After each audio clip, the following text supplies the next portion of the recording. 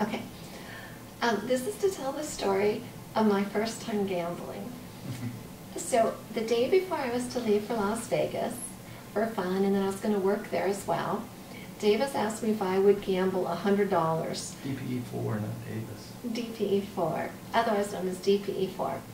I told him I thought it was a very bad idea, and he persuaded and pursued it, but thankfully he did not have $100 on him. He only had $30, so he gave that to me along with this yellow sticky note with the instructions, and he asked that it be bet in this exact order on a roulette table. So I took the money in the sticky note, being that I'm a kind employee, and I thought that I'd probably have a way to wiggle out of it later or something like that. So I arrived in Las Vegas, and we were talking about something on the phone, and he asked further about the gambling, and I still thought it was a bad idea, and he said, just do it, it would be a fun adventure. So I was staying across from a very nice place called the Boulange or the something. Bellagio. And it seemed like if you're going to gamble, why not go in one that's not smoky, and I don't know, it just seemed like a good plan. And so it was decided that I would go there to the very first roulette table I came across. So the very next day I finished all my work. I took my sticky note and my $30, well not my $30, DPE4's $30, and I went over, came across, turned, and I found the roulette table, and that was my first time ever standing in front of a roulette table. I knew that, we talked a little bit before, but I didn't know how many red and blacks there were, but I could see there were quite a few, and I could see there were 2 greens, so I knew that there was a little bit of difference between a red and a black. It wasn't just 50-50 whether you would get it, and the instructions said I was to bet on all black, and then all red, and then all black. And I was so new to the whole thing, I didn't know anything about what was going on. I didn't know how to bet, and there were very serious people sitting at the table. And I took the $30 and I held it out and I said, I don't know how to bet on this. Where do I get my chips? And the person kind of scoffed at me, here they are, and she pushed them towards me. And I could tell what meant red and black, so I put all the chips on black. And then the roulette table turned, and I learned all sorts of things. I didn't even stand there to pre-watch it. I should have done that now that I think about it, because I would have learned everything, and then I would have gotten really scared about this proposition, which I'll explain in a moment. But I just did exactly what it said, and I learned that you wave your hand when you're not allowed to bet anymore, but I had put it all down, but all these other serious people, they'd keep moving things all around till she would do her wand wave, and mine was sitting there, and it landed on black. I thought, wow, that's so exciting. And she gave a pile of chips exactly equal to the first pile. And I thought, oh, that's interesting. So it's double because of the greens. That was what the house gets.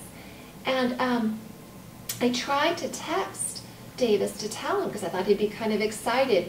And I was told very tersely to put the phone away, kind of around here, the way you're talked and told to do things with window shades. It was the same kind of feeling. And I said, oh, okay. And then I knew I was supposed to bet on red, so I pushed both of my piles on red. And then I was told that that was very wrong, that you have to make only one pile of red.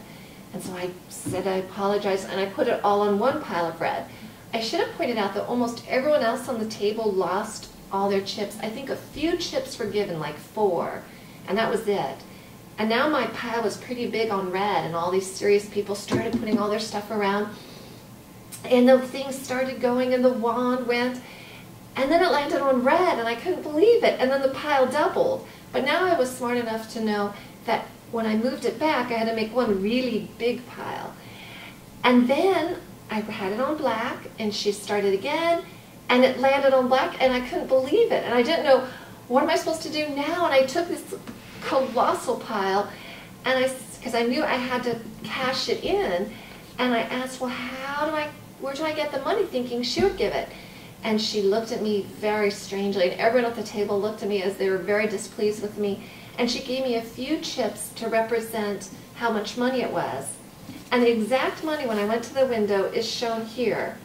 $240 came out of the $30. And then At that point, I called DPE4. He wasn't at his phone, and I left the message. I couldn't believe it. And then I left. And then when he called me, he had all sorts of questions. How many reds? How many blacks? So I went back and counted. There were 13 of each color, and then the 2 greens, so we knew exactly what the odds were. Which is what, 10.8%? 10.8% that this Chance. formula would work.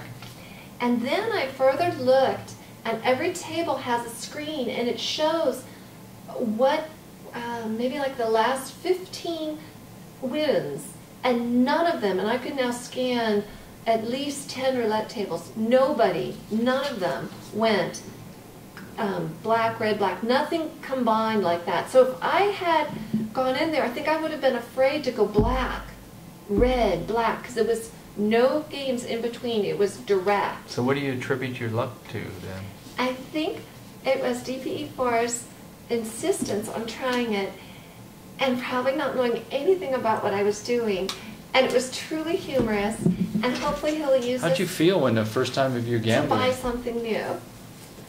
How'd you feel the first time you were gambling? I felt a little nervous, but I think now I'd be more nervous because I would be looking at all that stuff, thinking that has anything to do with anything, and of course we all know it has nothing to do with it. Each one is independent probability, and of course when you multiply by the probabilities you get your total, but you can't help but be influenced by these things, and that's why... So are you going to turn into a gambling alcoholic now, or gambleaholic? I don't think so, because I think I'd still get advice not to gamble, because those houses are pretty fancy, and they get their money from us. Redistribution of wealth, I thought you called it. Yes, I did learn a lot about gambling from that. I'm sad. And that's my first try. All right.